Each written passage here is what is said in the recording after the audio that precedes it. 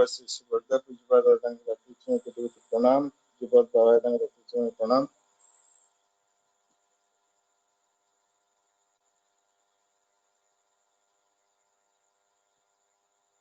परम श्रद्धेय अग्रणी पूज्य कर्मी मंडली, आज सत्संग में समवेत भाई माँ सभी को मेरा जय गुरु। परम पिता का रात्रि चरण में सबका कल्याण मंगल प्रार्थना करता हूँ। मते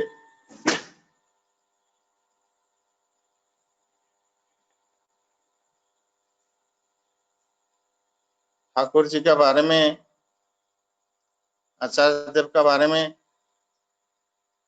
और आज इष्ट गुरु पुरुषोत्तम प्रतीक गुरु वंशज रेत शरीर सुप्त थे जीवंत तीन निरंतर, यह अत्यंत व्यापक विषय। हम लोग तो ठाकुरबाड़ी गए हैं, ठाकुर जी के कोई भी हम लोग का बीच में भी कोई देखे हैं, बरदा जी को देखे हैं, दादा को देखे हैं, अभी बाबादा गुरु परिवार सबको देखे हैं।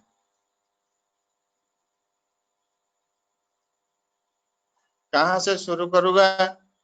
हम लोग तो उड़ीसा में बेसी ज्यादा से टाइम हमको स्पीच चलता है उड़िया में, तो यहाँ पर तो हिंदी में मेरे को बोलना ही पड़ता है।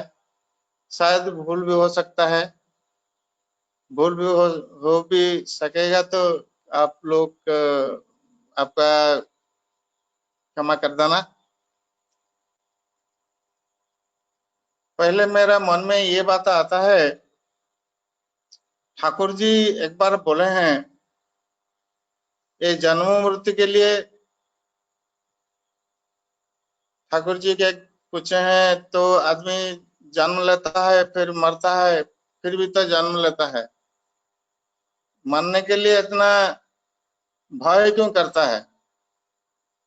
ठाकुर जी बोले हैं जन्म पाने के लिए बहुत तकलीफ होता है, बहुत कष्ट होता है, बहुत साधना करना पड़ता है, इसलिए कोई मरना नहीं चाहता है। तो हम लोग का परम सौभाग्य ये है, इसी जन्म में आज हम लोग ठाकुर जी को मनुष्य जन्म पाए हैं, ठाकुर पुरुषोत्तम जी इसी धरा पर आए हैं और उनको आज हम लोग उनका शरण में हो, उनका दीक्षा लिए हो इसी जन्म, इसीलिए मेरा सार्थक हुआ। मनुष्य का जो उद्देश्य होता है ईश्वर प्राप्ति,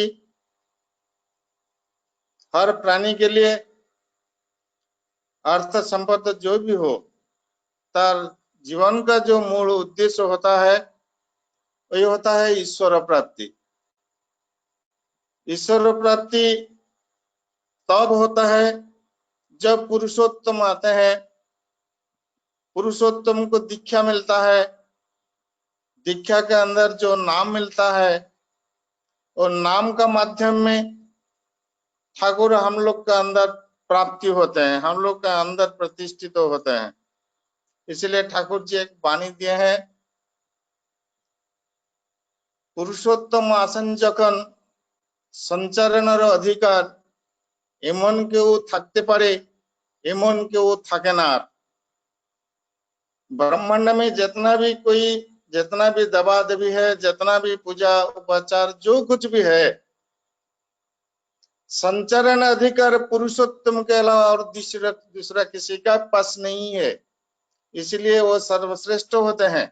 सब देवता का समाहार पुरुषोत्तम का सृष्टि होता है, सब गुरु का गुरु वही होती है, सब पूजा श्रेष्ठ पूजा वही होता है। इसलिए आज ठाकुर जी को हम लोग जो पाए हैं, सबका अंदर आज ठाकुर जी लीला कर रहे हैं, सबको आज ठाकुर जी लेकर के पकड़ के रखे हैं। कोई कितना भी करो, थोड़ा करो ज्यादा करो, मान लीजिए जितना काम करो या ज्यादा करो, कुछ फर्क नहीं पड़ता है, ठाकुर सबको ही पकड़ के रखे हैं। हम लोग के अंदर क्या है आज हमको भी पता नहीं है। एक दिन ठाकुर जी माणिकपुर जा रहे थे, बीच बीच में माणिकपुर जाते थे, वहां पर जाकर के एक पेड़ का नीचे बैठते थे। एक दिन का घटना, एक पैसेंजर ट्रेन तो आता जाता है, और ट्रेन जाने के बाद ठाकुर जी वहां से आते थे। वो पैसेंजर ट्रेन को देख करके ठाकुर भी खुशी होते हैं। वो हर स्टेशन पर रुकता है, पैसेंजर लेकर के जाता है। ठाकुर जी एक दिन एक छोटा पेड़ को देख करके बोले कि केष्टदा, मैं कभी सोचा नहीं था मेरे को ये पेड़ होकर के यहाँ बैठना पड़ेगा। वो पेड़ होता है हम लोग का, उड़ीसा में तो इसको क्या बोलते हैं, अपंग अपंग गच्छ, जो उड़ीसा में अपामारंग बोलते हैं। ठाकुर जी बोले हैं कि मेरे को एक दिन ये अपंग गच्छ होकर के बैठना पड़ेगा, ये कभी मैं सोचा नहीं था। तब केष्टदास ठाकुर को जिज्ञेस किए हैं, ठाकुर जी आप क्या ये अपंग गच्छ का सत्ता का आप अनुभव कर सकते हैं, कर रहे हैं? तो ठाकुर जी बोले हाँ, अब तुम भी अनुभव कर सकोगे। उसी समय ठाकुर जी ने बोले हैं, आज संसार में, इस सृष्टि में जितना जो कुछ सक्रिय है, पेड़ पौधा, जीव जंतु, ग्रह नक्षत्र, जो कुछ जितना भी आज ये ब्रह्मांड में है, वो सबका रिलेटेड कोष ये मानव शरीर का अंदर है। वो जब साधना करेगा, उसका साथ ट्यूनिंग करेगा, वो भी समझ सकेगा। कितना बड़ा बात ठाकुर जी बोले हैं। हम लोग बस जीवन में खुशी के लिए, सुख के लिए हम लोग जो सोचे हैं, घर नहीं था घर हो गया, शिक्षा नहीं था शिक्षा हो गया, संसार में कोई अभाव नहीं। ये अभाव नहीं है, ये तो बाह्य का अभाव है। अंदर का जो क्षुधा है, अंदर का जो अभाव को दूर करने के लिए सबसे पहले अंदर में भगवत्व को प्राप्त करना चाहिए। ये भगवत्व कैसे प्राप्त होगा? एक दिन जोगेंद्र सेनदा, एक ठाकुर जी को एक भक्त है, और ठाकुर जी को जिज्ञेस किए हैं, ठाकुर जी कृपा करके आप बोलिए ये भगवत्व कैसे प्राप्त होगा? ठाकुर जी ने एक वाक्य में उनको उत्तर दिए हैं, कहले तुम जोगेंद्र सेन तो जब निकल जाएगा, जिस दिन तुम्हारा ज्ञान बुद्धि वृत्ति प्रवृत्ति जो कुछ है, आज मैं बोलता हूं कि मैं ये सब मेरा है, मेरा भीतर एक प्रतिभा है, मैं समथिंग हूं, वो जब निकल जाएगा, जिस दिन निकल जाएगा, उसी दिन ही ठाकुर भगवत तो तुम्हारा अंदर प्रवेश करेगा। इसलिए आदर्श विनायक के 13 नंबर एक वाणी भी ठाकुर जी दिए हैं, आप लोग देख लेंगे।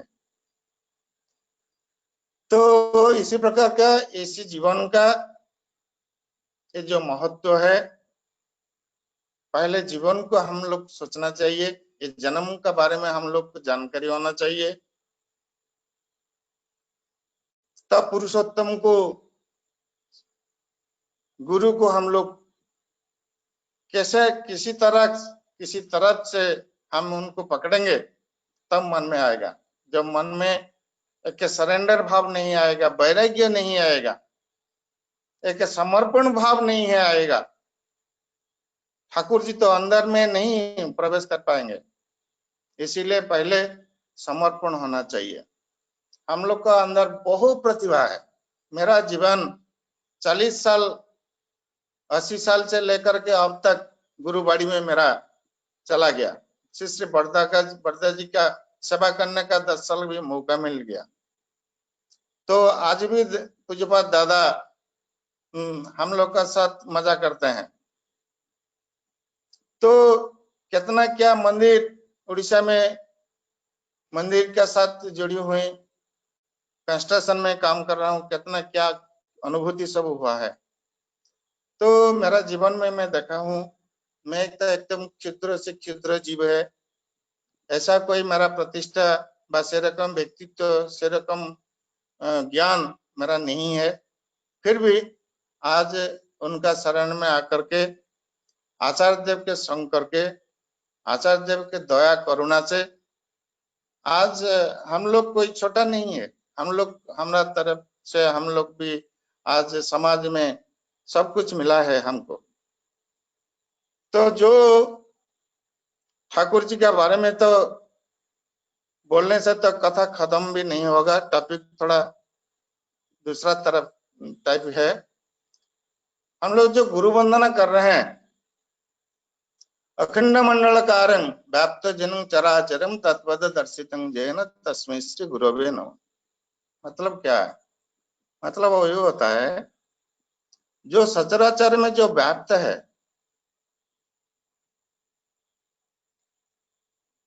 उनका जो नीति आदर्श पद को हमको जो समझा देते हैं, पकड़ा देते हैं, वही है आचार्य जी। अखंड मंडल कारण व्याप्त जनम चराचरम तत्पद दर्शितं जैन तस्मै श्री गुरवे नमः। ये सचराचर जी व्याप्त हो से परम पिता परमेश्वर, उनका पद को जो हमको समझा देते हैं, पकड़ा देते हैं, उनका प्रति निष्ठा देते हैं, वही है आचार्य जी। तो जीवन में हम लोग जितना भी साधना किए अपना घर में जितना हम लोग साधन भजन पठन जो भी करने से भी आचार्य देव का संग नहीं करने से धर्म आचरण हम लोग का अंदर नहीं आएगा। क्योंकि उनका पास उनका जीवन चलन में आचरण धर्म वहां पर आचरण में है। उनका बैठने में धर्म, दर्शन में धर्म, सब कुछ होता है। उनका दृष्टि में कितना क्या मिलता है। मेरा ये बात याद आता है, 87 ठाकुर जी का शतवार्षिक उत्सव हुआ। करीब 7 लाख से ज्यादा भक्त का समावेश है। इतना भीड़ है, कोई जिस जगह पर खड़ा है दूसरा स्टेप रखने के लिए भी उनको जगह नहीं है। ऐसा भी हुआ, बहुत सारा बस में जो भक्त लोग आए थे उनको नीचे उतरने के लिए भी मना कर दिया, जगह नहीं, नीचे मत उतरो, गाड़ी में ही बैठो। बस उसी समय श्री श्री बड़दा जी का शरीर भी ज्यादा अच्छा नहीं था, तो दर्शन का समय हो गया। कुछ बात दादा वो भी आकर के हम लोग का साथ दर्शन में भी थोड़ा खड़ा है। तो उसी समय सुबह 4 बजे से लाइन में खड़ा है लोग दर्शन करने के लिए। तो पोस्ट ऑफिस तक लाइन में खड़ा है। बड़दा जी का घर और पोस्ट ऑफिस कितना दूर है आप लोग को मालूम है। तो बड़दा जी का दर्शन जब हुआ 9:30 में, तो एक भक्त ने खूब आवाज दे करके बोला, बड़दा कहाँ है? कहाँ पर है बड़दा जी, मैं देख नहीं पाता हूँ, कहाँ पर है? वो आवाज करता है शायद लो प्रेशर है अंदर में, तो कोई हालोजन लाइट नहीं कि बड़दा जी को फोकस करके दूर दूर से दिखाई देगा। सबको बोला जाता है बस इसी तरह बड़दा जी को देखते रहो और चलते रहो, कोई नीचे है करके प्रणाम मत करो। तो ये जब आवाज करके जा रहा था, अंदर से आसुदा बड़दा जी के पास आया करके बड़दा जी ने उनको बोले हैं कि जाओ बोले दाओ, आमी देखते पाচ্ছি। उन्हें बोलें যে जाओ बोले दाओ आमी देखते पाচ্ছি। आसुदा आकर के बोले हैं कि बाबा बोलছেন उन्हें देखते पाচ্ছেন। एक बात बहुत छोटा है, मैं देख नहीं पाता हूँ, वो देख पा रहे हैं कि हम लोग का दृष्टि में कुछ नहीं है, उनका दृष्टि में सब कुछ है।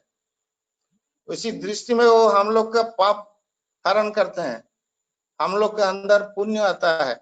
आचार्य देव श्री श्री दादा को एक बार दर्शन करने से, आश्रम जाते हैं भक्त लोग, आश्रम जाते हैं चार्ज हो जाते हैं। कहाँ चार्ज होते हैं?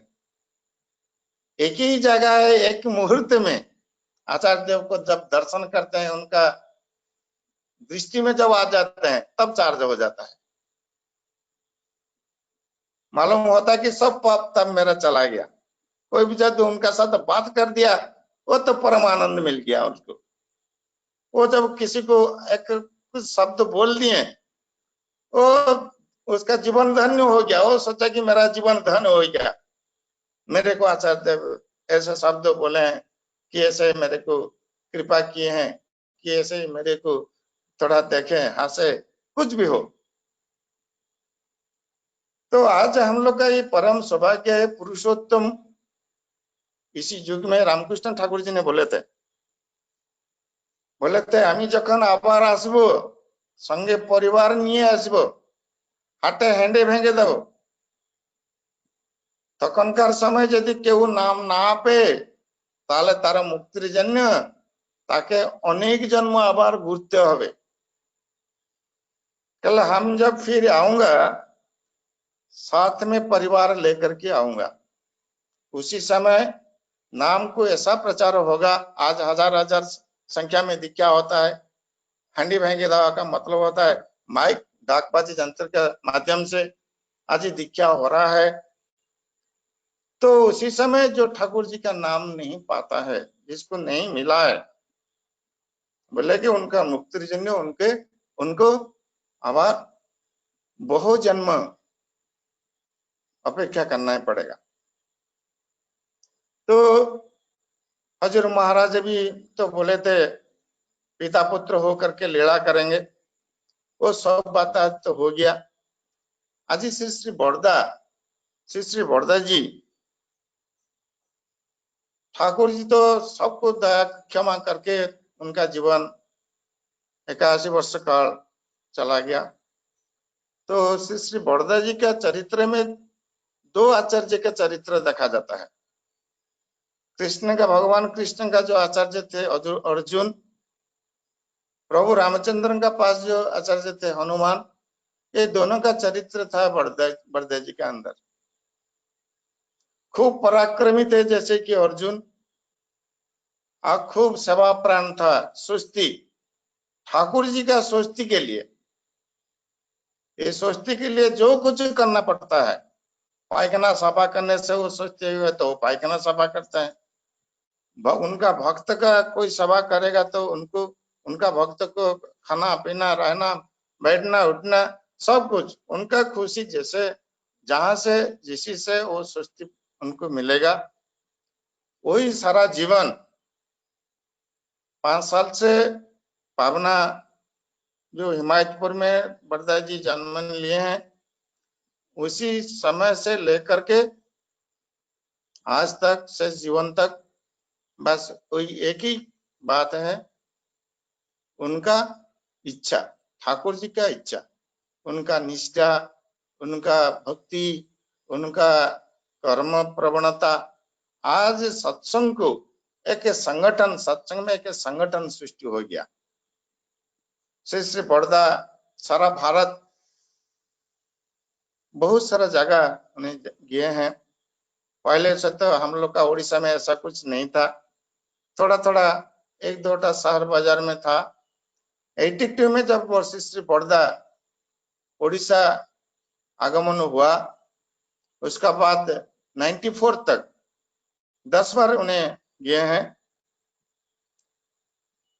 धीरे धीरे उड़ीसा में उनका दया, करुणा, उनका दर्शन, ये सब लेकर के, उनका आदेश निर्देश, ये सब लेकर के आज उड़ीसा एक सत्संग राज्य हो गया।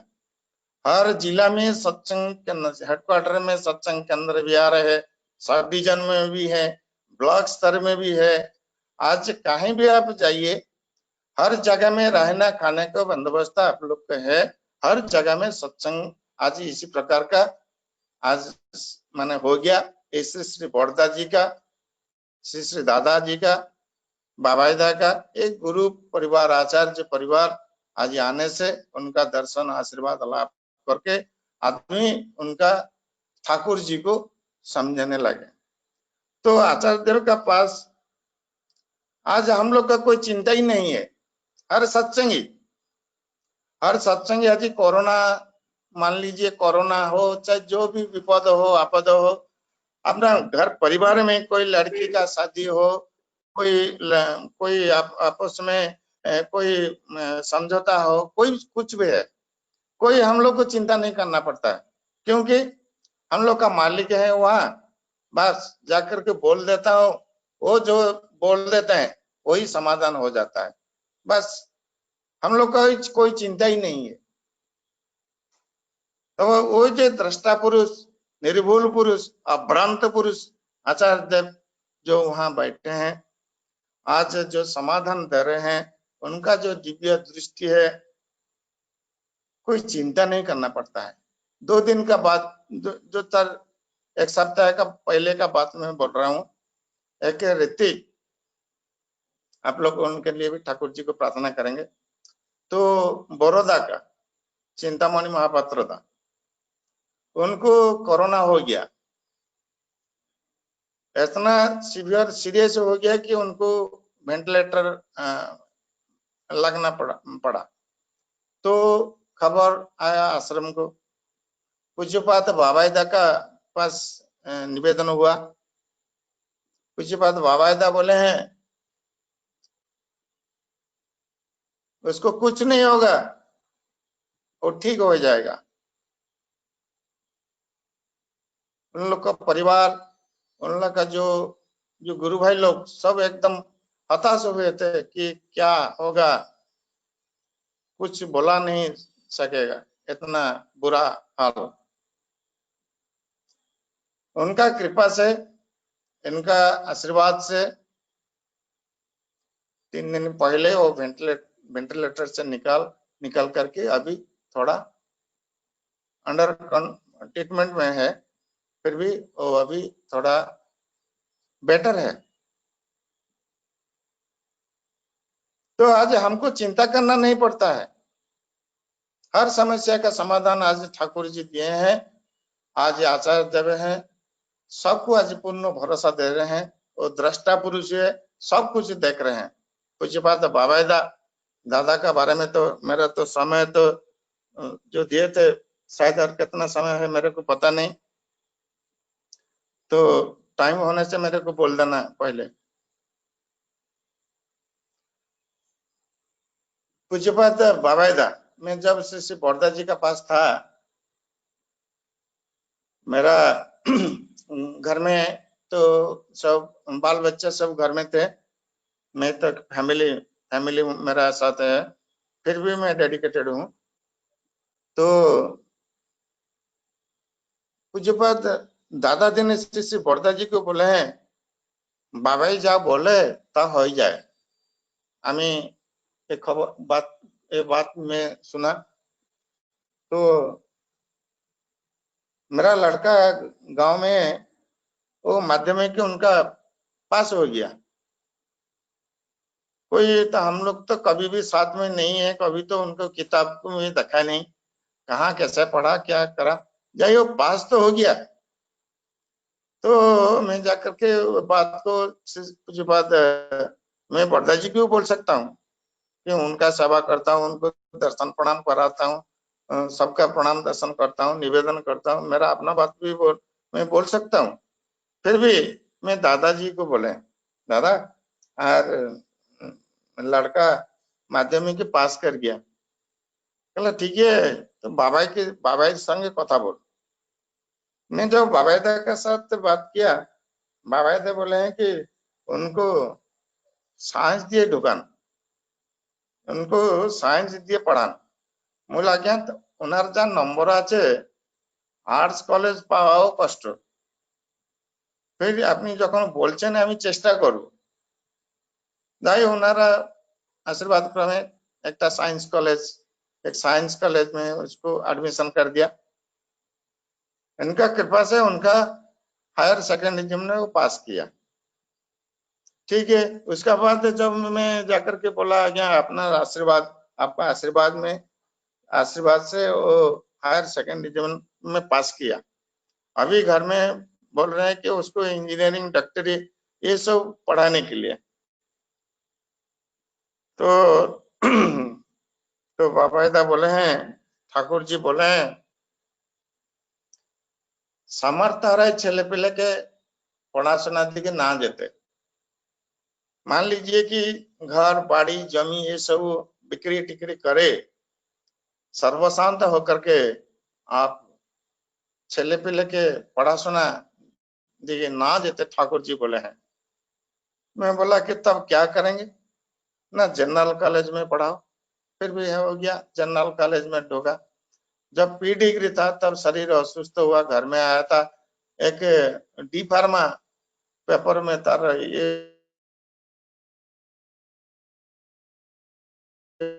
इंटरव्यू अटेंड कर दिया, सिलेक्ट हो गया।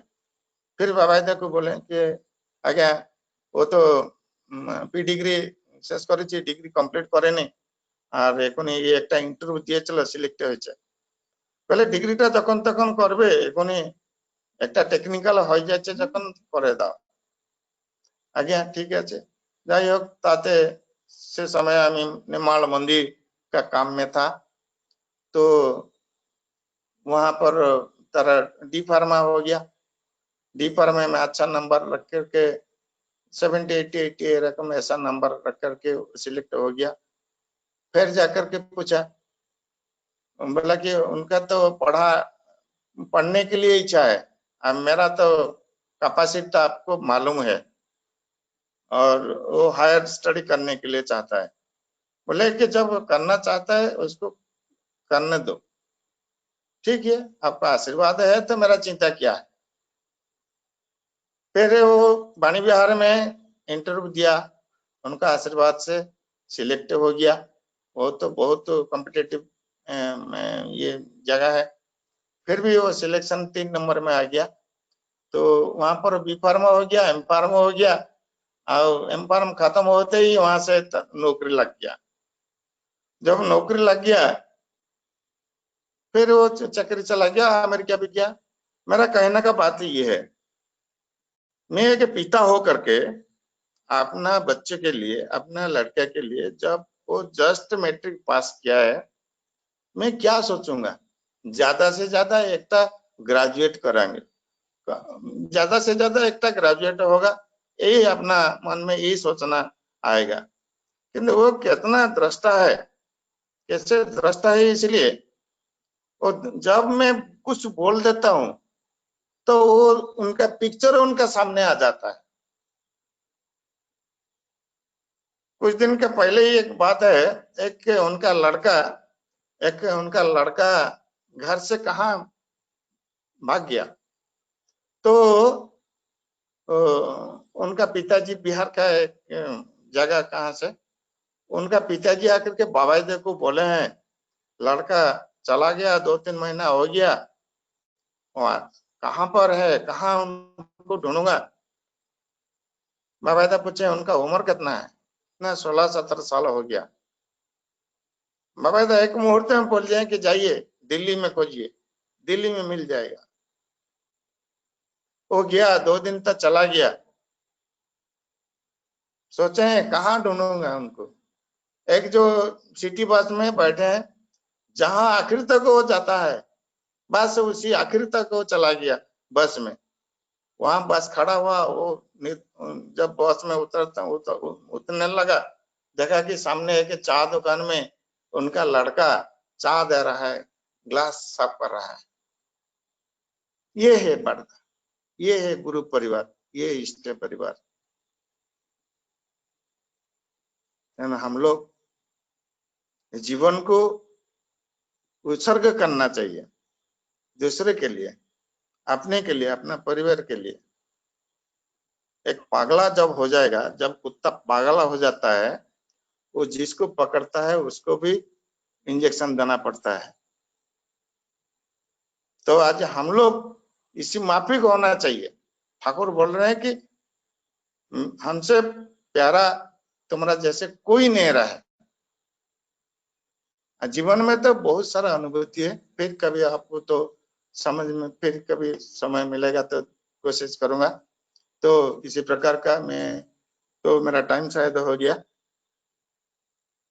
राउत भाई, मेरे को तो 20 मिनट था, मेरा साथ ख्याल टाइम हो गया। क्लोज करिए, सुनाई नहीं देता। हाँ, अभी क्लोज करिए। क्या परम पिता रात्रोचन ମୁଁ କ୍ଲୋଜ କରିଦଉଛି। हाँ ठीक। परम पिता का रात्रोचन